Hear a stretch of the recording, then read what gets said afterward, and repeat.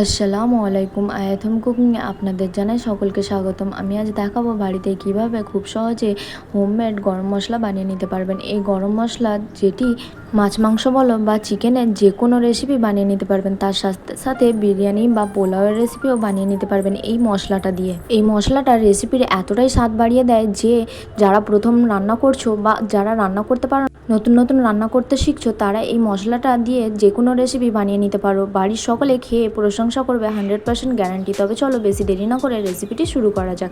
প্রথমে আমি একটি প্লেট নিয়ে নিয়েছি। প্লেটের মধ্যে দিয়ে দিচ্ছি 1/4 কাপ গোটা ধনে। এখানে আমি সঠিক মাপ দিয়ে আপনাদেরকে এই গরম মশলা রেসিপিটি শেয়ার করছি, আপনারা অবশ্যই ফলো করবেন, তাহলে দেখবেন একদম সঠিক হবে। এখানে দিয়ে দিচ্ছি 1/4 কাপ গোটা জিরে, দিয়ে দিচ্ছি সাজিরে 1 টেবিল চামচ পরিমাণ, দিয়ে দিচ্ছি গোটা মৌরি 2 চা চামচ পরিমাণ, দিয়ে দেব গোটা গোলমরিচ এখানে 2 টেবিল চামচ পরিমাণ, আর দিয়ে দিচ্ছি গোটা সামরিচ 2 টেবিল চামচ পরিমাণ। সামরিচ কাকে বলে দেখে নিতে পারেন। এভাবে গোলমরিচের মতনই দেখতে হয়, কিন্তু ডান্ডি লাগানো থাকে পেছনে, একে বলা হয় সামরিচ। তবে আপনাদের এখানে কি বলে অবশ্যই কমেন্ট করে জানাবেন। এখানে গোলমরিচ আর সামরিচ সম পরিমাণ নিতে হবে। নিয়ে নিচ্ছি 1/4 কাপ দারচিনি। এখানে দারচিনিটা আমি নিয়েছি 3 গ্রাম মতন। নিয়ে নিচ্ছি 7 থেকে 8টা বড় এলাচ, 10টা ছোটো এলাচ, আর নিয়ে নিচ্ছি এখানে জয়ফল। জয়ফলটা এই সাইজের আমি নিয়েছি, একটা ছোট সাইজের, বেশি বড় নেব না। এবার দিয়ে দিচ্ছি এখানে স্টার অ্যানিয়ন্স। এখানে স্টার অ্যানিয়ন্স দিয়ে দিচ্ছি আমি 6টা মতন। এবার এখানে দিয়ে দেবো জয়ত্রী। এখানে জয়ত্রীর ফুলটা নিয়ে নিচ্ছি আমি 2 গ্রাম মতন। এবার এখানে দিয়ে দেবো আমি লবঙ্গ 2 চা চামচ পরিমাণ। এবার এখানে দিয়ে দিচ্ছি আমি কাঠবাদাম ওই 10টা মতন। এখানে কাঠবাদামটা অবশ্যই ইউজ করবেন। এবার দিয়ে দেবো পোস্ত। এখানে পোস্তটা আমি নিয়েছি 1 টেবিল চামচ পরিমাণ। দিয়ে দেবো 1 গ্রাম মতন ছাবিলা। এই ছাবিলাটা বাংলাতে বলা হয় পাথর ফুল মশলা। এটি যে কোনো গ্রসারি দোকানে পেয়ে যাবেন, আবার যদি না পাওয়া যায় তাহলে অনলাইনে পেয়ে যাবেন। অবশ্যই সার্চ করবেন ছাবিলা বলে, পেয়ে যাবেন এটা। এখানে আমি দিয়ে দিচ্ছি 1 গ্রাম মতন। এটি বেশি দেবেন না, এটি অনেকটা খুশবু হয়, তাই বেশি দিলে একদম খুশবু হয়ে যাবে মশলাটা, তাই 1 গ্রামই যথেষ্ট। দিয়ে দিচ্ছি 7 থেকে 8টা শুকনো লঙ্কা। এবার এটা আমি ভেজে নেব বা গরম করে নেব। কিভাবে গরম করব দেখে নাও। প্রথমে আমি দিয়ে দিচ্ছি গোটা ধনিয়াটা দিয়ে দেবো সবটুকু। এখানে একে একে মশলাগুলো কিভাবে দিতে হয় এইটাই মেন প্রসেস। এইভাবে করে বানিয়ে নিতে পারো, তবে বেশি ভাজা যাবে না। এটা ভাজলে মশলার গন্ধটা চলে যাবে বা টেস্টটা অন্যরকম এসে যাবে। ওই 1 সেকেন্ড মতন ধনিয়াটা ভাজা হয়ে গেলে দিয়ে দিচ্ছি গোটা জিরে।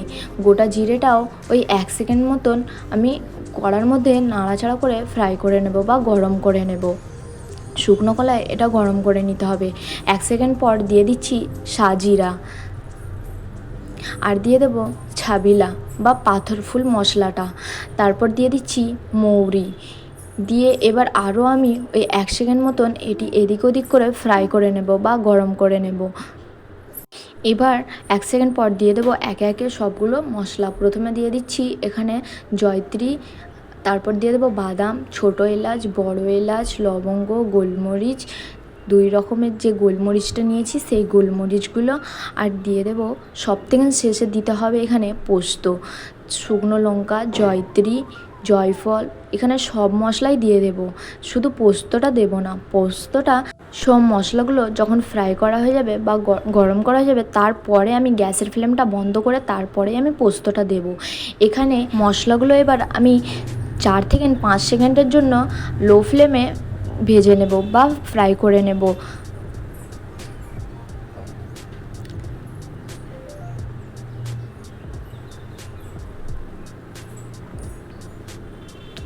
এবার আমি গ্যাসের ফ্লেমটা বন্ধ করে দিয়েছি। বন্ধ করে পোস্তগুলো দিয়ে দিচ্ছি, সবটুকু পোস্ত এখানে আমি দিয়ে দিচ্ছি।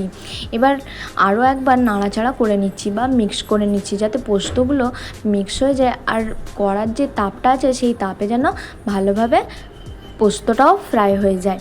এবার আমি বেশিক্ষণ কড়ার মধ্যে রাখবো না, সাথে সাথে আমি মিক্সি জারের মধ্যে ঢেলে নিচ্ছি।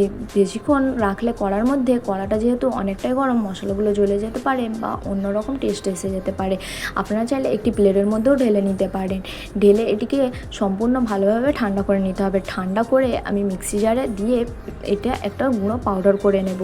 তার আগে দিয়ে দিচ্ছি কয়েকটা তেজপাতা। এখানে 7 থেকে 8টা তেজপাতা নিয়েছি। এবার আমি এটি একটা গুঁড়ো পাউডার করে নেব, মিহি একটি পাউডার তৈরি করে নিতে হবে। এখানে আমার পাউডার করা হয়ে গেছে। এবার আমি একটি প্লেটের মধ্যে ঢেলে দেখিয়ে দিচ্ছি যে কতটা সুন্দর হয়েছে। এখানে যখন রেসিপিটি বানাবেন 1 কিলো চিকেন বলো বা মাংসের মধ্যে দিতে হবে 1 চা চামচ পরিমাণ গুঁড়ো মশলা বা গরম মশলা। আর যদি মাছের রেসিপি বানান তাহলে 1/2 চা চামচ পরিমাণ দিতে হবে। রেসিপিটি কেমন লাগলো অবশ্যই জানাতে ভুলবেন না। আল্লাহ হাফেজ।